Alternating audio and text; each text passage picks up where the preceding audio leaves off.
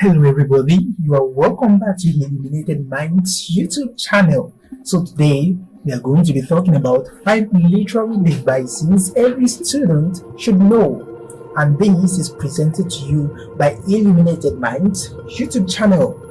If you are ready, let's go right into the video. So today we are going to be talking about literary devices, and literary devices are techniques that writer uses to express their ideas, enhance their writing, and engage readers.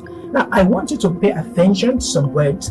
I said literary devices. In other words, literature. That is what we mean when we say literary.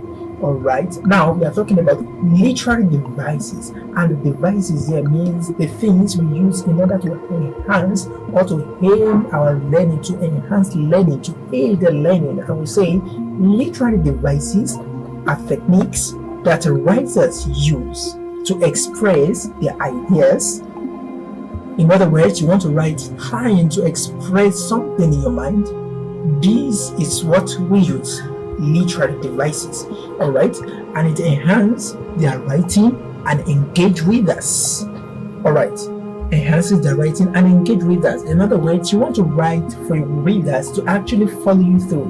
What we make use of is literary devices. Alright, now the literary devices we are going to be talking about are 5 for now. And the first one is simile. The second one is metaphor. The third, personification. The fourth, alliteration. And the fifth, imagery.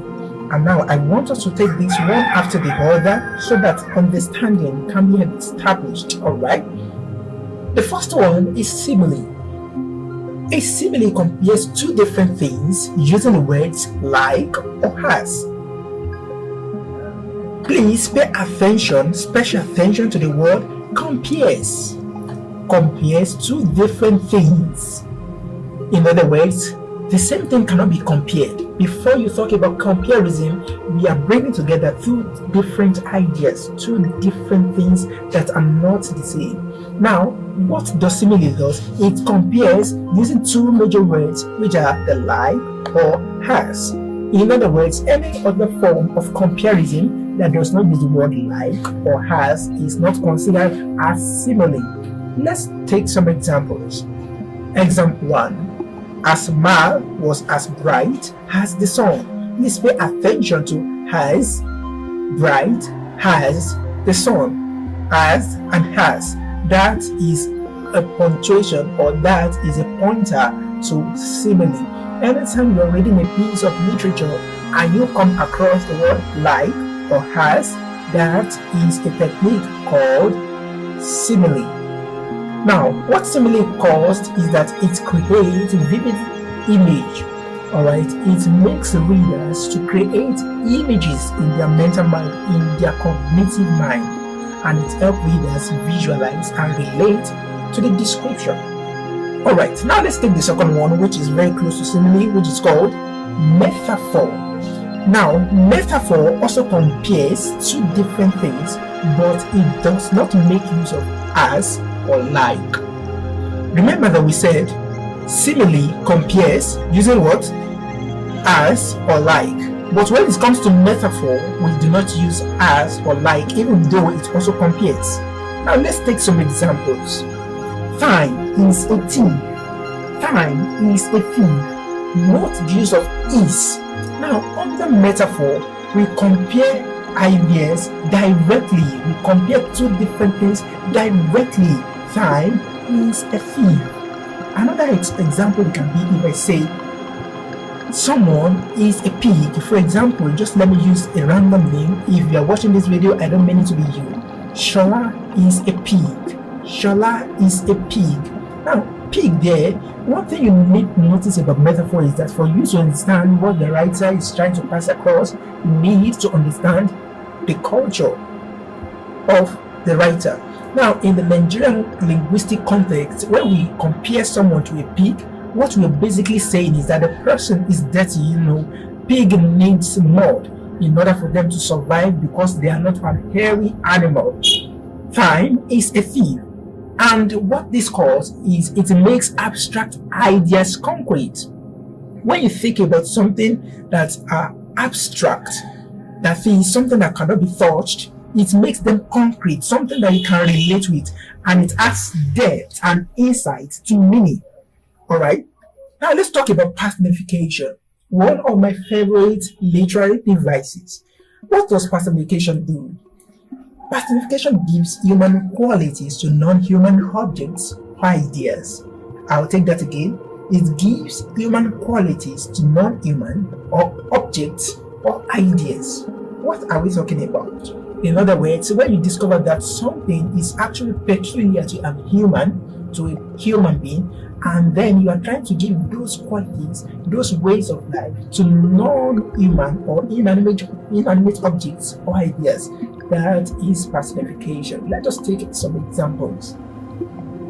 The wind whispered through the trees. The wind whispered through the trees. Now, note the word wind. Now, let us try to replace wind, alright, with a noun. The man whispered through the trees. Instead of this wind, we'll replace it with man. In other words, the man whispered through the trees. Do you see? We substitute man with the word wind. We can also say the woman whispered through the trees, or we replace the article and the noun here with another thing entirely. I would say Opayemi whispered through the trees. That is exactly what personification does. Remember that the word whispered is peculiar to humans. It is an human that can whisper, that is speaking gently or speaking silently. That's the meaning of whispering. Alright, so we say the wind whispers through the trees. What the person basically is trying to say is that the breeze of the air, as it breathes on the leaves of the tree, they begin to make some sounds. That is what the writer particularly is trying to point out to us. And what is the effect of this? It creates mood and emotion and brings scenes to life. It makes scene have life. It is no longer dogmatic. It makes it something we can easily flow along with. Let's talk about another one.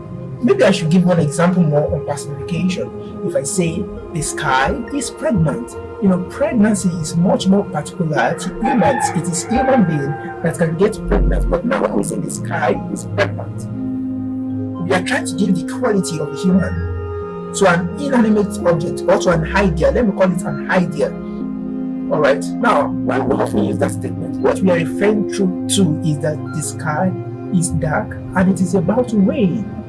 Alright, when a human being is pregnant, the person is expected to give birth to something which is an human being. So when we say the sky is pregnant, it is expected to give birth to rain. Let's talk about the first one, which is alliteration. Alliteration is a repetition of consonant sounds. Pay special attention to the word consonant. Consonant sounds at the beginning of other words. And you need to know that alliteration is different from consonants. Consonants make use of vowel in place of consonant, but alliteration uses consonant and consonants uses vowel. Alright, now we're talking about alliteration. I'm going to talk more on assonance as time goes on. Alright, now alliteration, it uses consonant sound. Let's take some examples to understand. Peter Piper picked a peg of pickled peppers. I'll take that again.